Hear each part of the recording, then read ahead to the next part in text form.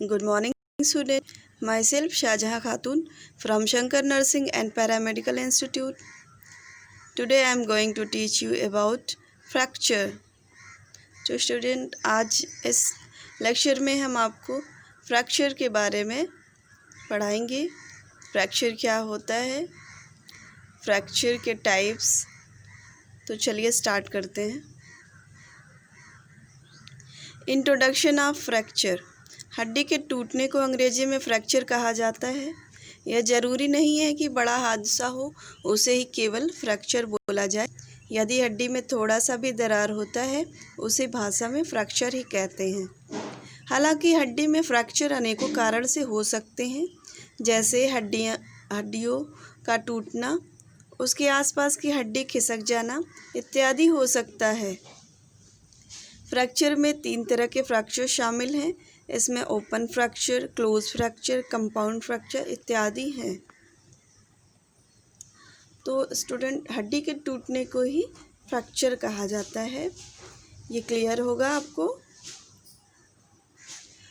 Fracture के 3 प्रकार होते हैं मेनली। ओपन फ्रैक्चर यानी कि जो भी फ्रैक्चर जिसमें हड्डियां टूट जाती है और वो मांस को भेदते हुए बाहर निकल आता है, तो उसे ओपन फ्रैक्चर बोलते हैं। क्लोज फ्रैक्चर मीन्स कि हड्डी टूट जाती है लेकिन वो मसल को इंजर्ड करके बाहर नहीं निकलती है, वो अंदर ही रहती है। क्लोज फ्रैक्चर में ये होता है। कंपाउंड फ्रैक्चर मीन्स हड्डियाँ कई पीसेस में टूट जाती हैं। तो चलिए आगे देखते हैं। यहाँ पे आपको दिखाया गया है डिसलोकेशन फ्रैक्चर। तो यहाँ पे जो भी बोन्स है वो अपने पोजीशन से हट गई है टूट करके, तो ये डिसलोकेशन फ्रैक्चर है। फ्रैक्चर की परिभाषा अब हम देख लेते हैं। इसको डिफाइन कैसे करेंगे। किसी अस्थि के टूटने या उसमें दरार पड़ने को अस्थि भंग कहते हैं। हड्डियों पर एक सीमा से अधिक बल या झटका लगने से अस्थि कैंसर एवं अन्य रोगों के कारण अस्थि भंग हो सकता है। तो इसको कैसे डिफाइन करेंगे। किसी अस्थि के टूटने या उसमें दरार पड़ने को अस्थि भंग कहते हैं। हड्डियों पर एक सीमा से अधिक बल या झटका लगने से या अस्थि कैंसर एवं अन्य रोगों के कारण अस्थि भंग हो सकता है। मीन्स कि हड्डियों पर एक सीमा तक ही बल जो होता है, मीन्स कि प्रेशर जो होता है उसमें सहने की कैपेसिटी होती है। उससे अधिक अगर बल लगाएंगे तो हड्डियां टूटने का खतरा होता है। चलिए देखते हैं अब फ्रैक्चर के कारण। किन कारणों की वजह से फ्रैक्चर हो जाता है। फ्रैक्चर होने का मुख्य कारण कोई दुर्घटना या हड्डियों का लचीलापन होता है। मीन्स कि किसी भी दुर्घटना के कारण हड्डियां टूट सकती हैं या हड्डियों का लचीलापन होना। लचीलापन मीन्स कि फ्लेक्सिबल होना। मीन्स कि अगर जो भी पर्सन है वो अगर वीक है, कमज़ोर है, तो उसकी हड्डियां भी कमज़ोर होगी। उसकी वजह से भी थोड़े से झटके के कारण हड्डियां टूट जाती हैं। नेक्स्ट पॉइंट, मनुष्य के कमज़ोर होने के कारण हड्डियों का टूटना भी हो सकता है। तो जाहिर सी बात है, अगर मनुष्य कमज़ोर होगा तो उसकी हड्डियां भी कमज़ोर होंगी। नेक्स्ट पॉइंट, कुछ ऐसे बच्चे जो अत्यधिक कमज़ोर होते हैं उनके फ्रैक्चर होने की संभावना बनी रहती है। जो भी बच्चे बहुत कमज़ोर होते हैं और उनमें उनकी हड्डियां कमज़ोर होती हैं क्योंकि वो उनको अच्छे से पोषण नहीं मिल रहा होता है, और तो उनकी हड्डियां कमज़ोर होती हैं, उनमें बहुत खतरा होता है हड्डी के टूटने का। कुछ अन्य बीमारियों के कारण हड्डियों में कमज़ोरी आ सकती है, जैसे कि ऑस्टियोपोरोसिस। जो वुमेन से 45 ईयर से अबव की हो जाती हैं उनमें कैल्शियम की कमी की वजह से ऑस्टियोपोरोसिस हो जाता है। तो उन बीमारियों के कारण भी हड्डियां टूट सकती हैं। नेक्स्ट पॉइंट, हड्डियों पर तनाव बढ़ने से फ्रैक्चर का खतरा बना रहता है। जो भी लोग हड्डियों पर तनाव अपने बनाए रहते हैं, अपनी कैपेसिटी से ज़्यादा वर्क करते हैं, जो भी लेबर, जो भी मज़दूर जो होते हैं, अगर वीक हैं, अपनी कैपेसिटी से ज़्यादा वर्क कर रहे हैं, तो उनको खतरा होता है कि हड्डी फ्रैक्चर हो जाने का। अब हम देख लेते हैं फ्रैक्चर के लक्षण, क्या क्या लक्षण होते हैं जब फ्रैक्चर हो जाता है। पॉइंट फर्स्ट, दर्द होना। पहले तो दर्द होगा। सूजन आना, यदि एक तरह का फ्रैक्चर खुला हुआ रहता है। रक्तस्राव भी हो सकता है, मीन्स कि अगर हड्डी टूट गई है और फ्रैक्चर जो है हड्डी जो है वो मसल को चीरते हुए बाहर एक तरफ का पार्ट निकल जाता है, तो उस टाइम भी ये भी लक्षण हो सकता है। प्रभावित क्षेत्र में सूजन आ जाता है। प्रभावित क्षेत्र जो होता है उसमें स्वेलिंग आती है। प्रभावित क्षेत्र में झंझनाहट होना, झंझनाहट होती है। कुछ मामले में रोगी को उल्टी चक्कर भी आ सकते हैं। जैसे कि अगर जो भी पेशेंट है उसको अगर सर में चोट लग गई है, तो अगर सर में चोट लगती है, अगर ब्रेन के न्यूरॉन्स अगर डैमेज होते हैं तो उसको वोमिटिंग भी आ जाती है। तो ये सारे लक्षण हैं। अब चलिए देखते हैं टाइप्स ऑफ फ्रैक्चर। फ्रैक्चर के कितने प्रकार हैं। तो इसमें फर्स्ट वन, प्रभावित फ्रैक्चर यानी कि इम्पैक्टेड फ्रैक्चर। इस प्रकार के फ्रैक्चर में जब हड्डी फ्रैक्चर होती है तो हड्डी का एक टुकड़ा दूसरी हड्डी के अंदर चला जाता है। तो इसमें क्या होता है कि हड्डियां जो टूटती हैं उसी का दूसरा पार्ट जो है उसके अंदर चला जाता है। इसे बोलते हैं impacted fracture. Next, intra articular fracture. इस तरह के फ्रैक्चर में जॉइंट की सतह पर फ्रैक्चर आ जाता है, मीन्स कि यहाँ पे जॉइंट की सतह पे फ्रैक्चर आ जाता है। लॉन्गिट्यूडिनल फ्रैक्चर, यह फ्रैक्चर हड्डी की लंबाई के साथ ही होता है, मीन्स कि ये लॉन्गिट्यूडिनल मीन्स कि लंबाई में जो भी फ्रैक्चर होता है उसे लॉन्गिट्यूडिनल बोलते हैं। ऑब्लिक फ्रैक्चर, इस फ्रैक्चर में हड्डी डायगोनल होकर टूट जाती है, मीन्स कि ये ऑब्लिक फ्रैक्चर में तिरछे हड्डी जो है वो टूटती है। चलिए पिक्चर के माध्यम से देखते हैं। यहाँ पे है इंट्रा आर्टिकुलर फ्रैक्चर। तो यहाँ पे आपको दिख रहा है जो भी बोन की जॉइंट है, हड्डियों की जॉइंट है, उसके पास से ये टूटता है। तो ये ग्रोइंग पॉइंट पे ये मिडिल में टूटता है, तो ये इसे बोलते हैं इंट्रा आर्टिकुलर फ्रैक्चर। अगर ये किनारे से ऐसे साइड से टूटता है तो इसे बोलते हैं extra articular fracture. Pathological fracture, यह फ्रैक्चर सब पहले ही किसी बीमारी या स्थिति की वजह से कमज़ोर हो चुकी हड्डी में होता है। तो जैसे कि मैंने बताया ऑस्टियोपोरोसिस के केस में जो लोग 45 या 50 के होते हैं तो उनमें जो है कैल्शियम विटामिन डी की कमी की वजह से जो है हड्डियां कमज़ोर हो जाती हैं और थोड़े से ही झटके पे उनकी हड्डियां टूट जाती हैं, तो इसे बोलते हैं पैथोलॉजिकल फ्रैक्चर। स्पाइरल फ्रैक्चर, इस तरह के फ्रैक्चर में हड्डी का कोई एक हिस्सा मुड़ा हुआ होता है। तो स्पाइरल फ्रैक्चर में क्या होता है, हड्डी का कोई एक हिस्सा मुड़ा हुआ होता है। स्ट्रेस फ्रैक्चर, इस तरह के फ्रैक्चर एथलीटों में सबसे आम है।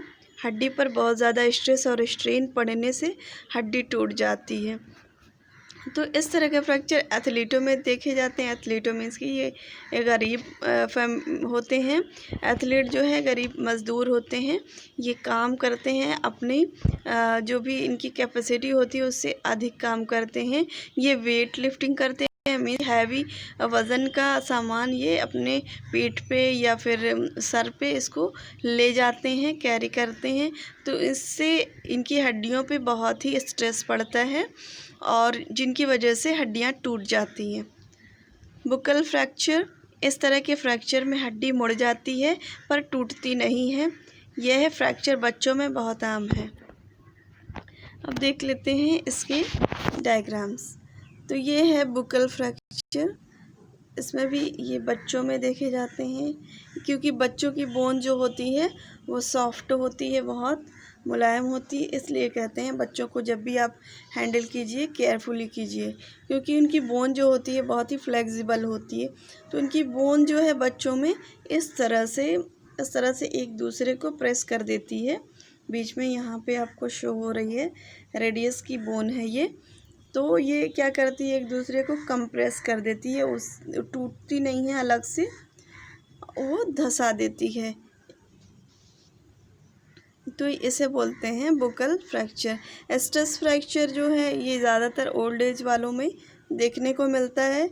आपने देखा होगा किसी किसी का पैर जो होता है वो टेढ़ा हो जाता है, जबकि पहले नहीं होता है। तो इस तरह से उनकी हड्डियां होती हैं जो मुड़ जाती हैं अंदर ही। तो ये होता है स्ट्रेस फ्रैक्चर। अब नेक्स्ट देखते हैं एवल्जन फ्रैक्चर, मीन्स कि अलगाव फ्रैक्चर।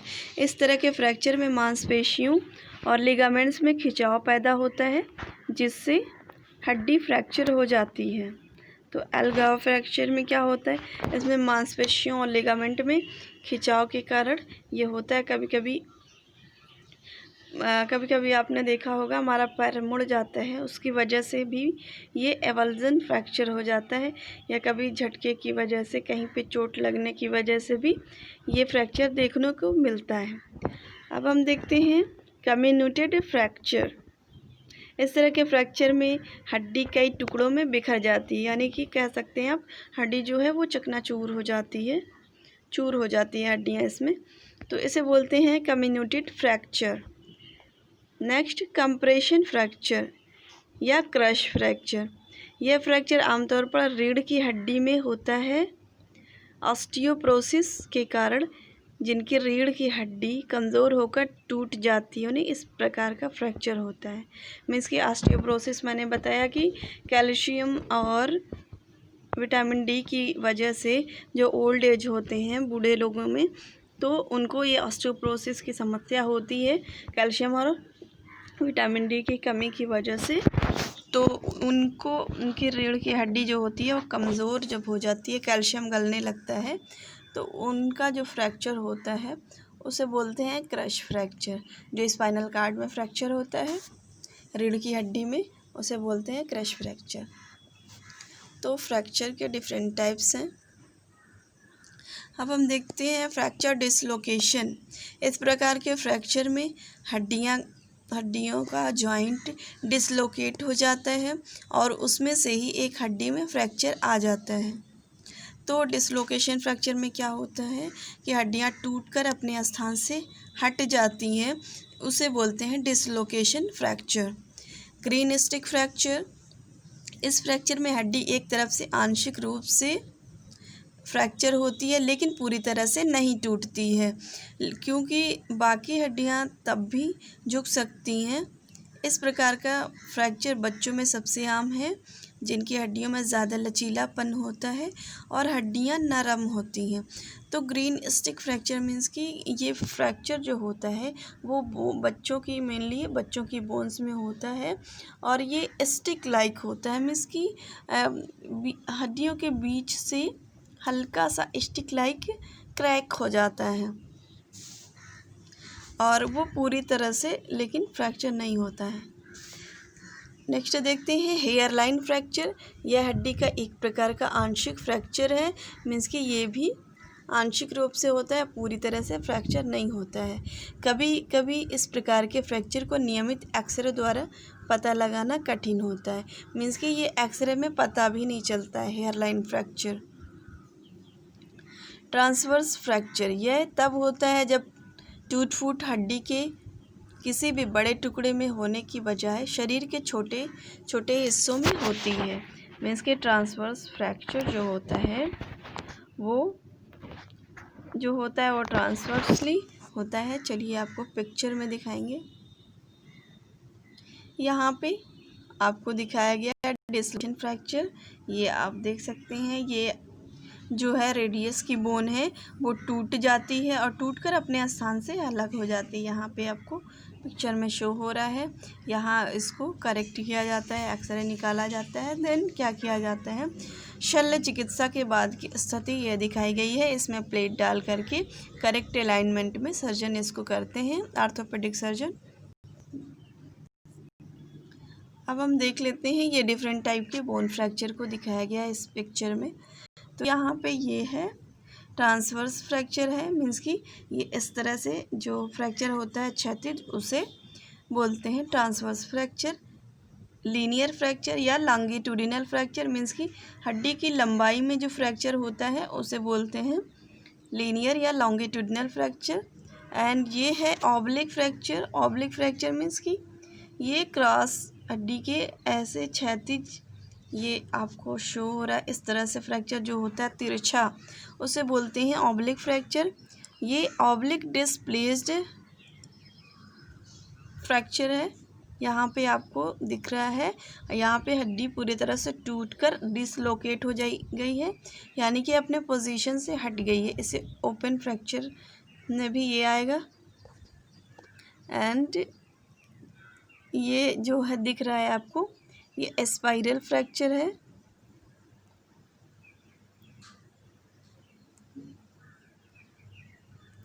ये स्पाइरल फ्रैक्चर है।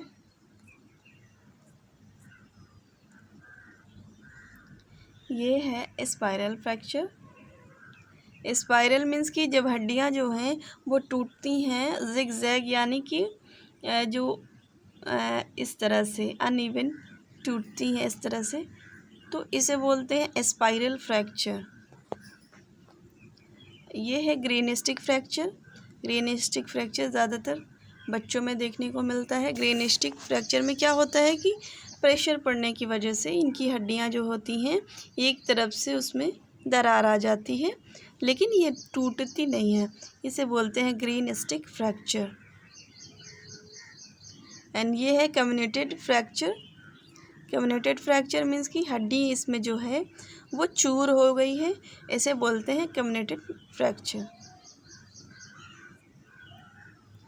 तो स्टूडेंट, आज हमने देखा कि फ्रैक्चर की डेफिनेशन क्या है, फ्रैक्चर के इंट्रोडक्शन, फ्रैक्चर की डेफिनेशन एंड फ्रैक्चर के टाइप्स।